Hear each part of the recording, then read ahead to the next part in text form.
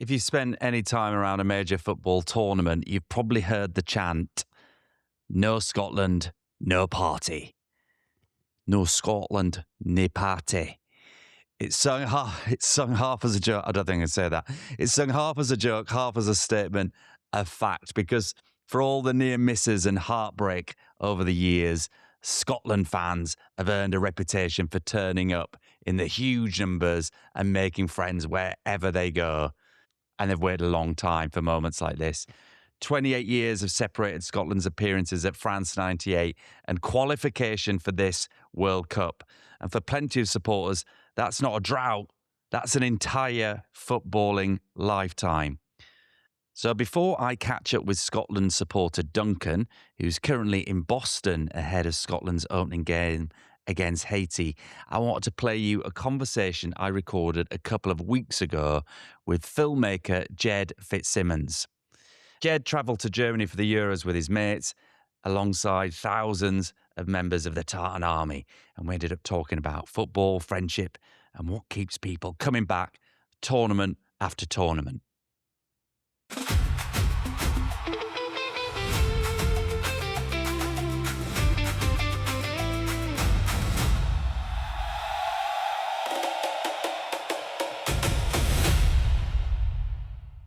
So as I'm in Glasgow before I head out to America next week, 10 days, I'm in Glasgow and I'm with Ged Fitzsimmons, who's a filmmaker and a big Celtic fan, a Scotsman, who is making an amazing film about Celtic legend. Can I say who? Yeah. Yeah, about George Connolly, iconic Celtic player, and that hopefully will be out next year at the Glasgow Film Festival or beyond. But in our conversation, you were telling me about your various Scottish adventures. Have you been away to any Scottish games? So the last outing was we went to the Euros in Germany. I think we're making the choice not to go to America this year for various reasons. But yeah, we first person to say that, I don't think. Yeah, and we went to the Euros and it was sensational. And there was about 80 as it went in all, and when we got into, being a Scotland fan, you don't go with any expectations. You go there to be part of the fun and the joy of it. And I know that somebody like Roy Keane would be horrified by that attitude, but the reality is you go there expecting the worst, and then anything that happens beyond that is good. And, we scored a goal. We got to celebrate that. Yeah. But the one thing that I remember about it was Germany was brilliant. And Munich in particular was exceptional. And there's a couple of stories. I mean, what would we be 40? But we still, when we get together as pals, we get so excited. Yeah. That first hour and that first pint, we're like wee boys. And I've got a pal, a very dear friend, Craig, and he really loves his beer. And he's got a kind of, what would I say? He's got a kind of Desperate Dan kind of, what was the guy in Popeye? Bluto. Oh, yeah. He kind of looks like him. And but he loves his beer. He loves Augustiner. And so when we get into Munich on the day of the opening game against Germany, everyone's arriving at different times. Everyone's flying at different times. Him and I travelled together, and he was like, wait till you see this place. He's into his NFL. So he's been to Munich for NFL games and stuff. Yeah. He says, wait till you see this beer garden. And it was beautiful weather. It's like a city centre park. Yeah. Huge oak trees. It's like a park, but it's in the city centre. But it's a huge, all it is just a huge beer garden. It's an Augustiner, such and such. I can't remember the exact name of it. Anyway, so we get in and they are pouring the biggest, soapiest pints. Big steins. And huge steins. Yeah. And they're freezing cold. And it's just pure soap. And it's beautiful. And so we've had a couple of them already that day, and we walk into the park and we're like, where should we sit for the game and stuff? And he's like, Fitzy, wait a minute, Fitz, and he takes a huge bit. We charge our glasses, and I take a big huge gulp, and he takes a huge big gulp, and he sits it down on a beer keg, and he looks me right in the eye, and he says, and he's welling up, and he says, Fitzy, I'm convinced this is the happiest moment of my life. And he says, and he's welling up, right? And he says, and see, because I'm that happy, I'm going to ask you, would you be my child's godfather? Right? I'm going to choose this moment to ask you if you would be wee Jack's godfather. And honestly, we just burst out laughing, right? But it was so sincere, right? That is how much football is to people. I don't think, I often, the game itself can be quite secondary. Yes. It's a social thing. Yeah. And aye, so that was amazing. And then the other amazing story was my other mate, Martin Robertson. He made this movie called Make It to Munich. Oh, yeah. And it was about a kid who had a dreadful accident in America, had to have his whole body rebuilt. Yeah. And the film is about him, after recovering, cycling all the way to Munich from Glasgow and taking the match pennant for the start of the game to the Scotland national team. So I met Martin when he was over there filming, when they all arrived. It was brilliant.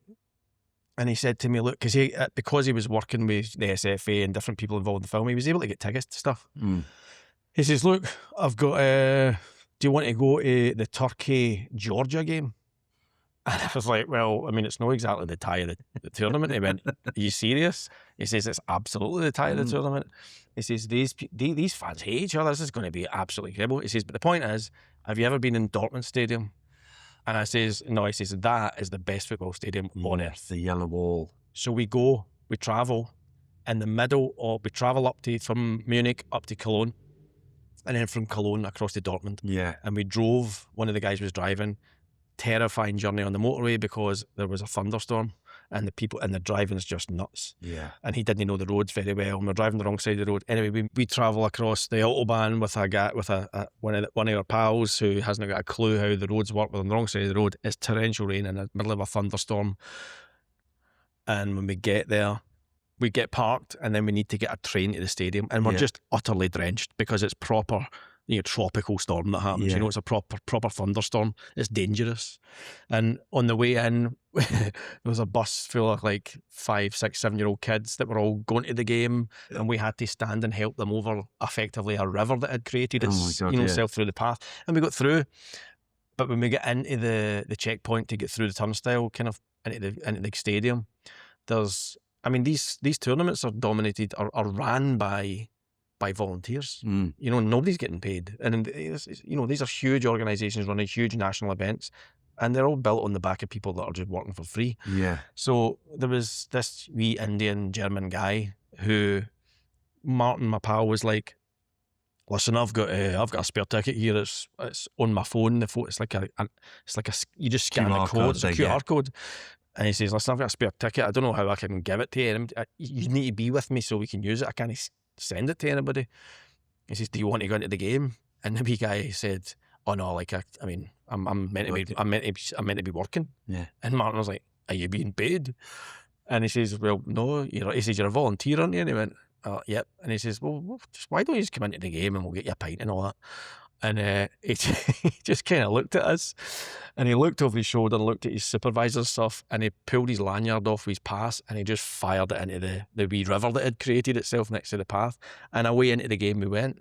As it stands, I wasn't really impressed by the idea of going to a match between Turkey and Georgia, but as it turns out, it was easily the game of the tournament. Yeah. Like the goal with the goalkeeper in the ball, like the goal that Celtic scored at the end of the season just last week. Yeah. That team charging up the park to an empty goal to finish the tie off. When we arrived in the stadium, there was a riot happening. There was riot police in. The fans loathed each other. The Georgians and the Turks hated each other. We were in the Turkey end, and one of the kids turns around and says, "Where are you guys from?" From Scotland. He says, "Wait till you see how loud it gets when they get the ball." And they made the place an absolute din of discomfort. Yeah. Anytime the opposition, it was like constant. I don't know how they had the lungs for it. So that is easily that was the cauldron. That was the proverbial, we're in the cauldron. And how does that compare to an Old Firm game? That, if I'm speaking really honestly, I think just spectacle and tension and noise, it was noisier. There's no doubt there was constant noise. I know at any one of those Celtic or Rangers games, the home fans gradually settle into comfort, and they don't, it's the ultras that make the noise for the full thing. Yeah. This was a stadium that felt like it was full of ultras. But constant. Also, I guess now increasingly in international games, in tournaments like the World Cup and the Euros, they're the few games where you're actually going to get equal distribution of fans. Correct. Because now with home and away allocations, particularly in the Old Firm, you don't even have away fans on Correct. some Old Firm games. So that's quite a rare thing in football these days, is to have like equal fans, isn't it? Yes. And actually, I should say this. Maybe the more recent evidence, like this has easily been my most enjoyable domestic season I can ever remember, because of the nature in which it happened, because of the way that competitive. because it was competitive, because it was scandalous, because it was the return of a king, an old guy Martin, dug up to get us over the line, and so the joy in this season, it doesn't really support my next statement, which is that up until that point, club football can get a wee bit repetitive and a wee bit predictable. And when Scotland qualified against Denmark just before Christmas last year, that for me was, look, competition's more balanced than international football. Yeah. Right? They can't spike it with players. Yeah. You know, a lot of the Premiership for me is just spiked with just raw, insane talent. And you go, well, this is actually one of the best analogies I heard about Pep's football when he was at Man City was, it's like watching a shark.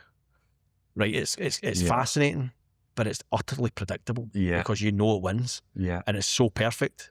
Shark doesn't make a mistake, doesn't make an error of judgment, it's just on. Yeah. And that's what his football became, and I think it becomes quite off-putting. So when the international football, for me, and I was never really like this, but this particular phase of Scotland, watching Scotland and watching them, you know, just what happened in that Denmark game, that was just utterly incredible and exciting, because you know it is balanced. And the point I'm making is, it's less predictable. International football's way less predictable, and that's why I think it's actually more entertaining. And at a time where post-Pep, you've got all the teams playing the exact same style of football, it's quite predictable. And where and who with will you watch the games then? So, well, the games kick off so late, so I'll maybe watch some in the house. And I'm trying to lose weight for my mate's wedding, so I'm trying to stay out of pubs. Yeah. As we sit in a pub. Exactly. Yeah. Exactly. And then the other thing is, his stag do happens right in the middle of the World Cup. So, albeit there isn't a Scotland game that weekend, we're going to be in Dublin for fucking the middle of the World Cup. So that, in terms of watching Scotland games, like you showed me a flyer earlier on, and it was advertising watching the game at the Hydro. Yeah. I mean, I can't think anything worse than being in. But I rounded up to Merchant Square earlier, and they've got a screen in there. I imagine they'll show games in there. Yeah, that must be quite a good atmosphere. So Merchant Square is a place that is often tagged as for away fans, is the place where fans should meet up. Like, so. Oh, I see. When there's a European game, Bilbao fans or whoever it is in there, and they all meet in there. Yeah. But Merchant, there's tons of places. We watched the end of the season climax up in a place called Barra's Art and Design, which is in the Barra's, and finally, after a long time, they're developing the Barra's. It's an old market that, even now, you still get old guys selling a power pack for a Nintendo, for a Super Nintendo or a NES, and you think, he's never selling that. Why does he have this stall open? And so I think there's a time where those guys are moving out, and that is now becoming, I hate to use this word, but it is gentrified. It's getting turned into a place where it's bars and food and events, and so that place in particular is brilliant. So we watched the games there. So we might watch some of the Scotland games there. It's hard to tell what's going to happen because the kickoffs are so late at night, you know. Have you got any mates who will be in Miami for Brazil, Scotland? Yes. So the guy that I mentioned previously, Martin, he's going to the World Cup. He just goes, and he's a guy that's got a production company, and he sponsors his team is Pollock Juniors. he's one of those guys that is obsessed with junior football and that level of football. And I understand. He said that the match day experience outstrips any match day experience in Premier and in elite football. So, but he's always had his mind on going, and so he's now confirmed that he's going. And he was planning to go with, like I say, another documentary that was around Scotland. But for the moment, he's just going to go and busk it. I also have another pal who has booked to go on his own, and he did so without telling his wife. And so he just booked it all, and then turned around one day and said, "By the way, I'm going to that." And it wasn't like, "Do you want to come with me?" or anything like that. But he's just made his plans and he's away. So there are people that will not be deterred. Yeah. Well, maybe I'll bump into them in Miami outside there. Yes, I'm happy to hook you up. That'd be great. Oh, listen, cheers. That's so good. Great stories. Thank you. Cool. Cheers. I really enjoyed that conversation because it wasn't really about Scotland's chances or who should be playing up front. It was about the experience of going away together and being part of something. And having done that before I headed out here, it really set me up for this journey. Now, a few weeks later, Scotland fans are gathering again, this time on the other side of the Atlantic in Boston. And one of them is Duncan, who I got put in touch with through the Fan48 website and Instagram. And when we spoke, he was in Boston with loads of the Tartan Army, getting ready to head to Scotland's opening game against Haiti. And with a bit of luck, we'll be crossing paths again in Miami ahead of the Scotland game against Brazil here when I come back after my trips to Canada and the West Coast. Here's Duncan. Yeah, I'll take you outside actually. I'll show you where my pals are sitting. Yeah, where are you? So we're currently just 8 miles out from Foxborough, where the Gillette Stadium is. Oh, yeah. Where the Scotland Haiti game's going to be, obviously. So it's stunning here. So we've just got a wee Look at beer that. garden out here. Boys are over there having a few pints. Very But good. yeah, And it's how's been the head? the head's sore. The head is very sore. We've had one too many last night watching the America game. But listen, we're kicking on. I think Yeah. our game's at 9 o'clock today. Going to the game. So that starts at, I think entry's at about 6 p.m. So we'll get in a few hours early, a few drinks in there. Hopefully prices aren't too expensive, but we'll see. Yeah. How's- Oh, I mean, that's part of it all, isn't it? yeah, Unfortunately. exactly. Well, first of all, tell me about the atmosphere in Boston. That's where you are, isn't it? Yeah, Boston. So we're staying a bit out of Boston. We've been getting Ubers into the city most nights. Yeah. So it's been incredible there. We're at, I can't remember the name of the street, but there was just loads and loads of Scotland fans, Tartan Army, kicking footballs up in the air, drinking beer. A guy was climbing a tree trying to get the football out of it. It was just incredible. There was also like a lot of Haitian fans there as well. Was there? All the boys are all laughing at me now. I'm gonna have to come over there, honestly. But yeah, no, it was good. There was also Norwegian fans were already there as well. I think they're playing games in Boston in like great. a week's time. So yeah, there's a lot of different nations there, and it was good. It was interesting seeing how sort of Americans reacted to having the World Cup in their country and seeing. It was weird that we're in a bar and even when America scored, they weren't really interested. There was a Boston Red Sox game going on at the same time, and they were more interested really? in that than America versus Paraguay, which I thought was a bit interesting. But listen, Yeah. we'll see how And it goes on from there. How has Boston reacted to the Tartan Army? They've taken us in with open arms, to be honest with you. I think there's obviously a lot of sort of connections with Boston and that sort of Irish connection, which obviously we're not Irish, but it's sort of similar in Celtic some ways. stuff. Exactly. The pubs are absolutely rammed. Like there's a pub called the Dubliner. It's just queued outside. You can't get in. But no, they've taken us in with open arms so far. I've not seen any hostility or anything like that. Maybe as the days go on, it might get a bit rowdier, but it's been good. It's been really, really good. So we had a few drinks just out here. As you can see, it's a really, really quiet beer garden here.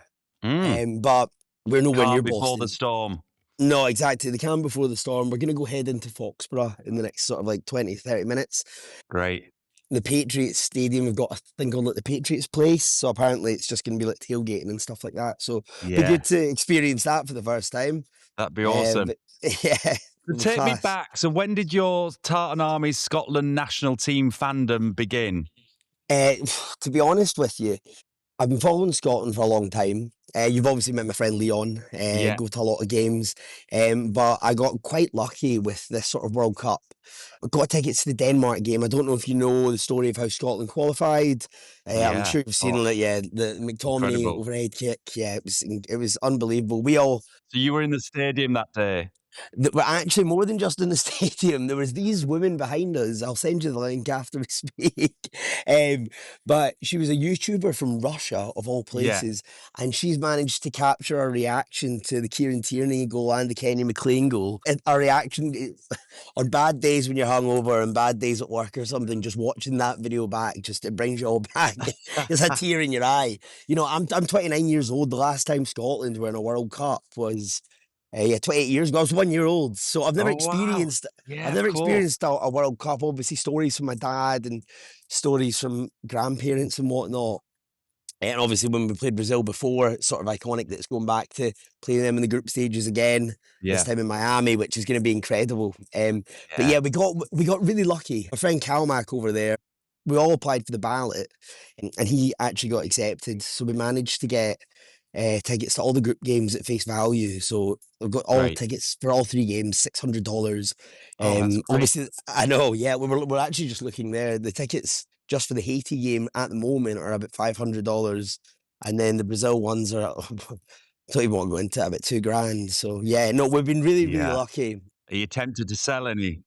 Well, this is the thing. We are going down to Mexico afterwards, and we've got a ticket for Spain, Uruguay as well. And we're seeing how expensive America's going to be. Might have to sell that, but I feel Yeah. bad selling them overpriced tickets. And I think what FIFA have done, obviously taking the 15% cut or whatever it is as well, is just out of order. But speaking to a lot Yeah. of, obviously, as I said, because we're out the city, we've been speaking to a lot of Uber drivers and been like, "What's the best way to get to Gillette Stadium?" And he said, "Whatever you do, don't get a train. Don't get a train." They've tripled the prices here for the Okay. trains. So there's 4 of us, so we're quite lucky. Crazy. So an Uber is cheaper. Do you know what I mean? But previous Yeah. World Yeah, Cups, that I'm works pretty out sure good. they've made it free, haven't they? Like transport, and they made it simple and easy. But it's a bit harder here in America. Yeah. And so when did the trip planning begin? So the trip planning began after the Denmark game, really. But my journey here has been probably a bit more niche than most sort of Scotland fans. Yeah, tell us about that. And I hadn't seen my wee brother Jack, in 2 years. So went over to Melbourne to surprise him. Which was probably should have told him he was coming, because he's a chef, works 4 days a week, so I didn't get to see much of him. But yeah, anyway, was in Melbourne, and then flew from there and met Calmac in Bangkok, and then we flew from there to South Korea, and in South Korea direct to Boston. So I think in total airtime in the space of 2 days was about 28 to 30 hours. It was absolutely crazy. Yeah. It's been a lot of traveling. I think today's the first day. Yeah, here's the boys. This is the Calmac I've been speaking about. You speaking about this, but Yeah. The Calmac, how you The doing? Calmac. Calmac, you want to put an ear in? Have we word? No, he's going for a cigarette. He's not interested. Let's go. What are your hopes and expectations of this trip? Like, what do you want to get out of it? Well, number one, experiencing sort of other teams' cultures and speaking to them. But with regards to the actual football, Scotland have only been in a few World Cups. We've never got out of the group stages. Obviously, this one's a bit easier because there's 48 teams instead of the usual 32. But for me, for Scotland, getting to the last 16 would be great. That's the pessimistic hopes. The optimistic hopes, obviously, you go all the way. I mean, we've got a team we've got a lot of leaders in there. Like, obviously, Andy Robertson speaks for himself with Liverpool. We've got John McGinn, who's just won a Europa League title with Aston Villa. Scott McTominay winning the Serie A with Napoli. I've got a lot of confidence, but at the same time, a lot of nerves. I mean, playing Morocco and Brazil are both 2 really good sides. And a lot of people I've been speaking to today are thinking that Morocco are going to win over Brazil. So yeah, we'll just have to see how it goes. Tough group. Being a Scottish fan on the road, to what extent do you feel like there's a stereotype that you've got to live up to, and how authentic does all that feel? Yeah, I feel the authenticity isn't there as much. There's a lot of kilts, there's a lot of people walking about feeling really Scottish, but I mean, the stereotype, the Tartan Army, they do live up to it. I think we did that at the Euros as well. But yeah, it's been an incredible Did you go to the experience so far. Euros? I didn't actually go to the Euros, but a lot of my friends did, and they said a lot of people that I work with, they're from different countries, and they went and they said the Scots were just brilliant over there. I'm really looking forward to today, and looking forward to Miami, Scotland versus Brazil in Miami. I think that will be absolutely incredible. I was looking at Times Square today, so I think Brazil are playing Morocco there. And obviously, I don't know if you follow basketball a lot. The New York Knicks are currently away to win. It's the Knicks fans and the Brazil fans are obviously going to be. I don't know what Times Square is going to be like after the game today, but I think it'll be nuts. Just World Cup fever, isn't it? Yeah. Well, I'm in Miami as we speak, and I've been out and about, and I watched the USA game down here, and there's so many different cultures mixed around. And plus the sunshine and the beach and the environment. I think you're gonna absolutely love it. There's been a lot of Scottish fans down here already. I've bumped into quite a few Scottish fans out and about as well. You're there with a bunch of mates, and the football's obviously going to be a big part of it, but in time, a small part of it. So you're going to be hanging out a lot, having a lot of traveling experiences, being out and about in America. You're going to Mexico. What does this whole experience kind of give you? It gives me a lot, really. We've got more friends down in Mexico at the moment. He decided the States wasn't for him. He's going to a few games there. So I think just getting to see my pals, Lewis and Mersey, I've not seen them in about 4 months. So it's great to see them again catch up. And it's not just them, it's unfamiliar faces. I was walking down one of the main roads and I saw someone that I'd not seen in like 10 years and didn't know he was at the World Cup, and like just bringing sort of the whole nation together. It's Yeah. been a brilliant experience altogether, honestly. And how does that play out? Because obviously in all nations, you've got the club competitions that Yeah, have big rivalries. But Scotland, obviously, Celtic and Rangers fans have a massive rivalry. yeah, Plus, now you add in Hearts fans to the mix and yeah, all the drama that happened exactly. this year. How does that all meld together when it's about Yeah. the national team? Well, this is the thing. See, before I went to a Scotland game, it wasn't actually played at Hampden. It was played up at Pittodrie. And Ryan Yeah, Jack was Pittodrie's Aberdeen Stadium. Ryan Jack, yeah, they're all Aberdeen fans, you see. They're like, listening in again. Ryan Jack was their captain, and then he got transferred to Rangers. And any time in a Scotland jersey went on the ball, because it was all Aberdeen mostly fans, he got booed. So there yeah, is a lot of talk. There's a lot of toxicity around Scottish football. A few people I've seen it out here haven't actually wearing Scotland tops and wearing club colours. Um, interesting. yeah, I didn't think that was going to happen. Like, I saw a few people in Dundee United tops, St Johnstone, but specifically I saw a Celtic one, which I mean for me is a more of a bias there. But I've not seen any Rangers ones. I'll tell you that. But hopefully, as the beers get flowing, people don't get too aggressive if you're wearing club colours. I think to be honest with you, everyone should just come together as one because it's been 28 years. It's been so Yeah, long. The thing I'm more worried about is back in Glasgow, like places like Partick, where it's sort of split 50-50. The pubs are staying open really late at night. The Celtic fans will watch it in the Smithy, the Rangers fans will watch it in the Rosevale. I think the Scotland game's on at like 4 a.m. Scotland time. So I'm just worried about the Rangers and Celtic fans end up clashing and fighting in the streets of because Rangers and Celtic games are only really allowed to go on a Sunday at 12. yeah. So, for fans like that to be out on the streets, I mean, I know what my friends are going to be like, and I know what the other side are going to be like. So hopefully they do just come together as one. And it is just one sort of big nation all enjoying the game. I'm hoping we get a victory tonight. Yeah. And tell me about, as a Scot, I'm a half Scot. My mum All was right. born in Coatbridge and The then bridge, yeah. she was an army child and so travelled and then ended up in Yorkshire meeting my dad. So I'm a Yeah. half Yorkshireman, half Scot, half Yeah, Celtic, yeah, Celtic yeah. fan, I'm afraid, Duncan. It's all right. And Listen, we can get through that. I mean, what's your relationship to the English and the English fans when it comes to sport, particularly? Sport particularly, I'll say one thing about English fans. I'm only taking this from Talksport though. I saw an interview with Jim White and Simon Jordan the other day, and Mm, Simon Jordan's just saying, Scotland win, I don't care. If Scotland lose, I don't care. That sort of just belittling us, that really yeah. pisses me off. It really pisses me off. But yeah, there's always been that thing about like anyone but England with Scotland fans. But I think because this time we're here, we're actually competing. We're concentrating way more on ourselves and not focus on England. Yeah. It's going to be a big day. Yeah, it's going to be a big day for us. I think the first game kicks off in an hour and a half. Is it Miami same time as Boston, isn't it? It's Yeah, about half half one one where you here are. at the minute. Yeah. Yeah, So, well, when do you get to Miami? 21st we get there. Awesome. The day before actually one of my friend's birthday, Lewis. He's only got annual leave for up until the first sort of 2 weeks of this trip, and then he's meant to be going back offshore. But I think he's going to pull a sickie, especially if we've got a chance to get through the group stages. Yeah. Amazing. Well, that's a couple of days before the game, so there's plenty of time Yeah, to enjoy Miami and take it exactly. all in. Yeah, Awesome. Well, I'll try and hook up with you yeah, outside the definitely, mate. stadium or have a beer in Miami Beach or Yeah, let's something do like it, that mate. when you guys are down. It'd be good to see how the experience of Brilliant, the Rob. games are. And Yeah, then you can. hopefully you might still be in the tournament in some way and there'll be something Let's on the hope game. so. Let's hope so, Rob. Let's hope so. But yeah, Yeah. I'll look forward to seeing you in Miami. All right. Yeah, great stuff. Have a great day, boys. Take care. See you Cheers. later. See you later. Bye bye. Bye now. Wow, I wonder what state they're going to be in. One of the nice things about doing this project is that conversations tend not to stop when I press stop on the recording. I end up having a chat with someone online, and then a few days later, you're trying to work out where you'll meet for a beer in another city. So hopefully that won't be the last time that I catch up with Duncan on Fan 48. If everything aligns and Duncan and his mates stay alive after the excesses of Boston, then hopefully we'll catch up again in Miami ahead of that Brazil-Scotland game down here and find out about how his journey has been going. Let's see if he's still as optimistic then about Scotland's chances to progress through to the last 16. All right, see you next time.